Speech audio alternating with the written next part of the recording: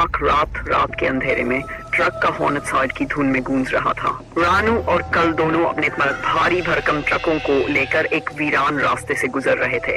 ये रास्ता जंगलों और पुराने खंडहरों के बीच से जाता था, जहाँ दूर दूर तक कोई आबादी नहीं थी। कल ने सिगरेट सुलगाते हुए कहा, भाई ये रास्ता बड़ा डरावना लगता है।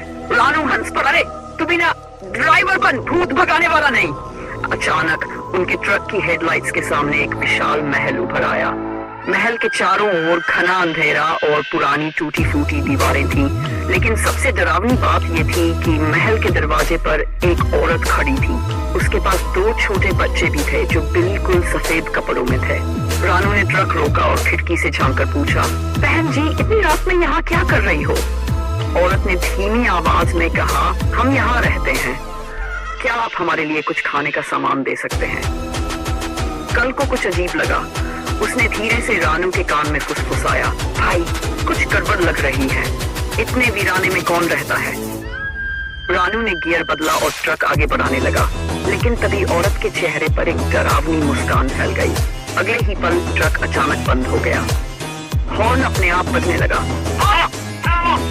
कल डर कर चिल्लाया, भाई ये हॉर्न अपने आप कैसे बज रहा है? औरत ने सिर झुका लिया और बच्चों के साथ हवा में घुलने लगी। उनकी चीखें पूरे जंगल में गूंजने लगी। रानू और कल की सांसें अटक गई। रानू ने जल्दी से ट्रक स्टार्ट करने की कोशिश की, लेकिन इंजन ने जवाब दे दिया। तभी महल की खिड़कियों से सैकड़ों आंखें झांकने लगीं, जलती हुई, खून से सनी हुई।